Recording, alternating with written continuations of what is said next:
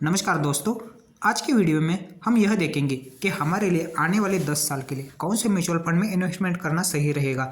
अगर हमारे पास 10 साल का समय है तो हम स्मॉल कैप फंड में इन्वेस्टमेंट करना हमारे लिए बेहतर रहेगा। अगर पिछले 10 साल का रिटर्न एनालिसिस कैलकुलेट करेंगे तो स्मॉल कैप फंड ने ही बाकी फंड से ज़्यादा रिटर्न दिए हैं। अगर हमारे पास 10 साल का इन्वेस्टमेंट होराइजन है तो हमें स्मॉल कैप फंड में इन्वेस्टमेंट करने से बाकी फंड से ज़्यादा रिटर्न मिल सकता है। इस वीडियो में मैं आपको 3 स्मॉल कैप फंड के बारे में बताऊंगा जो बैंक चला रहा है। जो बैंक चला रहा है उस म्यूचुअल फंड में हमारा पैसा उतना ही सेफ है जितना हमारा बैंक अकाउंट में सेफ है।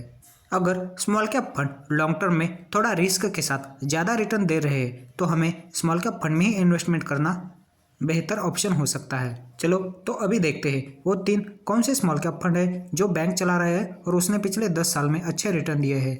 HDFC स्मॉल कैप फंड, इस फंड में पिछले 15 साल में किसी ने एक साथ अगर 10 लाख रुपए इन्वेस्टमेंट किया होता तो उस 10 लाख रुपए का वैल्यू आज 1 करोड़ 54 लाख रुपीज़ है, यानी कि 15 साल में 15 बार पैसा डबल किया है। 20% का एनुअल कंपाउंडिंग रिटर्न दिया है, मतलब हर साल में 20% ऐसे करके 15 साल में टोटल 20% का एनुअल कंपाउंडिंग रिटर्न दिया हुआ है। यहाँ पे 10 लाख सिर्फ एग्जाम्पल के लिए है, हम इस फंड में 100 रुपये से भी इन्वेस्टमेंट स्टार्ट कर सकते हैं।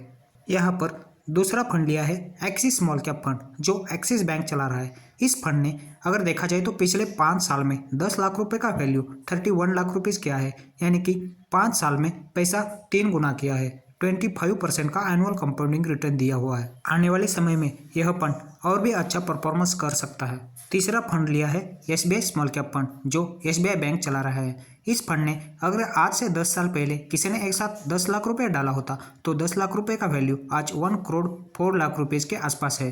26.48% का एनुअल कंपाउंडिंग रिटर्न दिया है। अगर हम यही 10 लाख रुपया कहीं FD RD या PPF में डालने से 10 साल में सिर्फ 18 या 20 लाख तक पहुंचना था। अगर यही 10 लाख रुपया हमने किसी स्मॉल कैप फंड में डालने से हमारा पैसा 1 करोड़ के आसपास हुआ है, यानी कि 10 साल में 80 लाख रुपया FD या RD या PPF से ज़्यादा रिटर्न हमें मिले हैं। हमारे जैसे सर्वसाधारण लोगों के लिए जो सैलरीड पीपल है या उनका पर मंथ इनकम कम है, उनके लिए तो आजकल फ्लैट प्लॉट या लैंड परचेजिंग यह तो बिल्कुल ना के बराबर हो चुका है, क्योंकि आजकल लैंड या प्लॉट के रेट इतने बढ़ चुके हैं, एक साथ हमारे पास इतना पैसा आना असंभव है।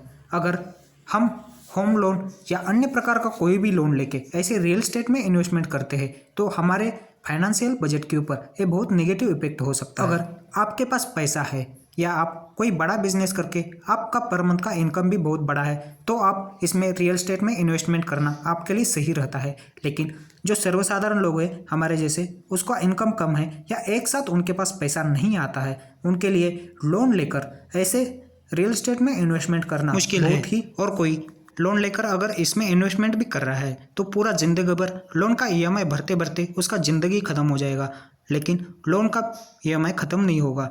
इसलिए हमने आज ही सोच समझकर सही जगह पे इन्वेस्टमेंट करना। लोन के EMI के नीचे पूरे ज़िंदगी भर दबे रहने से अच्छा अगर हम इक्विटी म्यूचुअल फंड में मिनिमम 500 रुपये से भी SIP करने से लॉन्ग टर्म में हमारे पास एक अच्छा वेल्थ बन सकता है। लोन लेकर रियल एस्टेट या कहीं प्लॉट खरीद रहे हैं तो जितना लोन का इंटरेस्ट है उतना ही इस प्लॉट का, लैंड का और रियल एस्टेट का रेट बढ़ेगा। झंझट से दूर रह के हमारा जो पैसा थोड़ा बहुत बच रहा है उसको हम म्यूचुअल फंड में SIP करेंगे तो एक दिन हमारे पास अच्छा वेल्थ क्रिएशन होगा और हमें भी फाइनेंशियल फ्रीडम मिल सकता है। तो इसके लिए यहाँ पे मैं आप लोगों को 3 म्यूचुअल फंड बताऊँगा जो बैंक चला रहा है। HDFC बैंक, एक्सिस बैंक और SBI बैंक जो म्यूचुअल फंड चला रहा है, अगर उसमें हम या 1000 का SIP अगर हम 25-30 साल तक करते हैं तो हमारे पास भी 1 करोड़ रुपये स्मॉल कैप कैटेगरी के फंड है। अगर आपके पास मिनिमम 10 साल का इन्वेस्टमेंट पीरियड है तो आप स्मॉल कैप फंड में इन्वेस्टमेंट करने से आपको ज़्यादा रिटर्न मिल सकता है।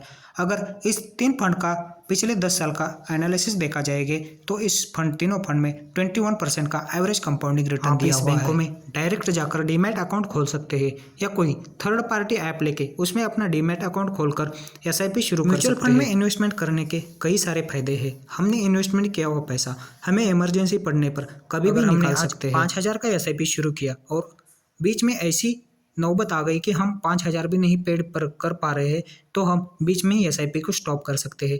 लेकिन अगर आप लोन लोगे तो उसका EMI भरना ही पड़ेगा। अगर नहीं भर पाओगे तो बैंक आपके ऊपर ऑब्जेक्शन लेता है। म्यूचुअल फंड में बहुत फ्लेक्सिबिलिटी है, आप अपना पैसा कभी भी निकाल सकते हो और कभी भी SIP स्टॉप कर सकते हो। 3 म्यूचुअल फंड में हम अगर 5000 का SIP आज स्टार्ट करते हैं, यानी कि axis small cap 2000, HDFC small cap 2000 और SBI स्मॉल कैप में 1000, यानी कि टोटल 5000 का SIP हम आज शुरू करने से आने वाले 20 साल में लगभग 12 लाख रुपए हमारे जेब से इन्वेस्टमेंट होगा और उस 12 लाख का वैल्यू 1,84,00,000 बनता है। इंडियन स्टॉक मार्केट का फ्यूचर बहुत ही ब्राइट है, ऐसे कई विशेषज्ञों ने बताया है, क्योंकि सेंसेक्स 2035 तक लगभग 2 लाख के आसपास पहुंचेगा। इसलिए ऐसी उम्मीद आप अपना इन्वेस्टमेंट जितना जल्दी करोगे उतना ही ज़्यादा आपको आने वाले 15 से 20 साल में फायदा मिल सकता है। आज की वीडियो में बस इतना ही। अगर वीडियो अच्छा लगा तो लाइक और शेयर जरूर करें और चैनल को सब्सक्राइब करना मत भूलें।